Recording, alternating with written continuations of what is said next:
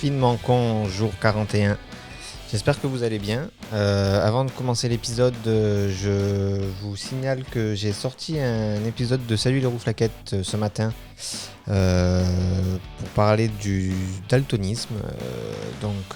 Voilà, vous le savez peut-être, mais je suis daltonien. Donc du coup, je vous explique ce que c'est qu'être daltonien, ce que c'est que la vision des couleurs et ce que ça change au quotidien. C'est un épisode qui fait un peu moins de 20 minutes.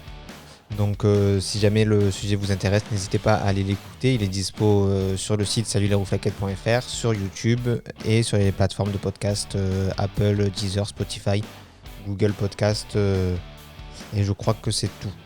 Donc voilà. Aujourd'hui, comme je le disais hier, on va parler d'architecture, c'est-à-dire l'architecture, c'est pas que le fait de construire des bâtiments, c'est aussi comment est-ce qu'on construit une application, les plans en fait pour faire une application, quelle que soit l'application d'ailleurs, pas forcément un site web, mais ça marche aussi pour le web. Et l'architecture dont je voulais vous parler, c'est l'architecture MVC. Alors MVC, ça veut dire modèle vue contrôleur, et c'est une façon de faire qui est mieux, enfin en tout cas que moi j'apprécie particulièrement pour ce qui est développement d'application. Donc MVC, ça veut dire modèle vue contrôleur. Qu'est-ce qu'on entend par là? En fait, ça veut dire qu'on va séparer le modèle, la vue et le contrôleur. Donc ça aussi, c'est des notions qui sont un petit peu abstraites, donc je vais essayer de les clarifier au maximum. J'avoue que moi, quand j'avais des cours à l'IUT et qu'on nous parlait de ça me semblait assez sombre jusqu'à ce que je comprenne vraiment ce qu'il y avait derrière ces mots modèle, vue, contrôleur. Et aujourd'hui, je comprends vraiment ce que c'est et les bienfaits que ça apporte dans l'application, enfin dans le développement d'une application. Donc en fait, séparer le modèle, la vue, le contrôleur, le modèle, c'est les données d'une application. C'est-à-dire que pour un site web, c'est tout ce qu'il y a dans la base de données dont on avait parlé, par exemple sur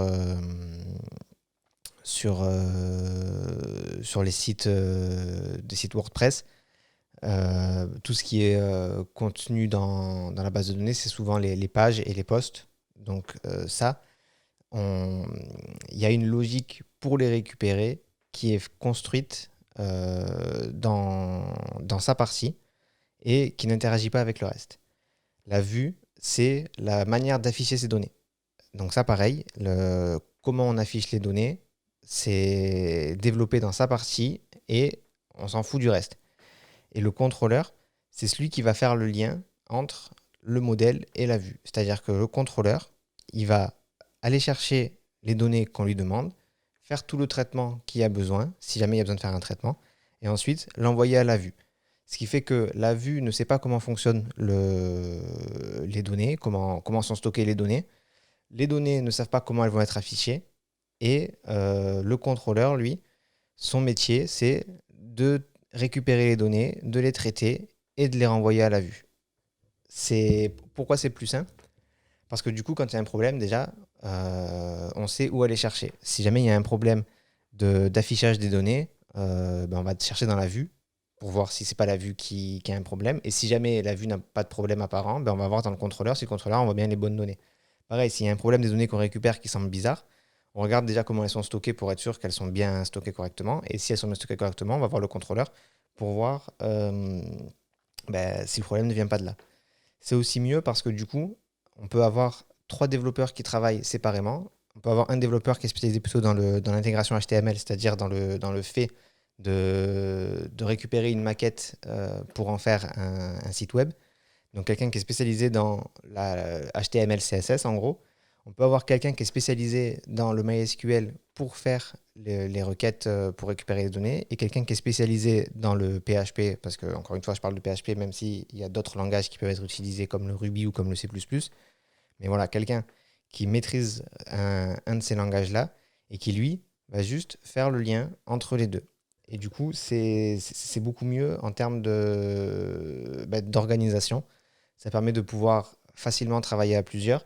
Et ça permet de ne pas avoir un seul fichier comme j'avais moi dans le site que j'ai développé par exemple, où on a un petit peu de logique et un petit peu de vue, donc un petit peu de contrôleur et un petit peu de modèle dans le même fichier, ce qui fait que Mais à la longue, si on continue comme ça, on va avoir des fichiers extrêmement gros qui mélangent un petit peu le code un peu partout. Et c'est pas forcément ce qu'on veut, et c'est pas le plus optimal pour travailler. Même si ça paraît plus simple parce que bon, on travaille dans un seul fichier, en fait, on se rend vite compte que ça pose problème. Donc voilà pour le modèle MVC. Donc je vous rappelle, l'architecture MVC, c'est modèle vue contrôleur. Le modèle, c'est les données qu'on veut récupérer.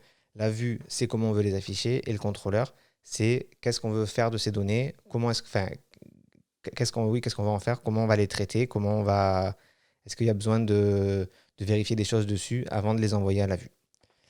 J'espère que cet épisode vous aura plu. Si vous avez des questions, n'hésitez pas à me les poser en commentaire. On arrive à la fin de la partie sur le web. Il ne restera plus qu'un épisode demain. Et ensuite, on parlera de ce qui est plutôt côté design. Restez chez vous, restez confinés. Si vous ne savez pas quoi faire, allez écouter mon épisode de Salut les rouflaquettes. Et je vous retrouve demain pour un nouvel épisode de Finement Con.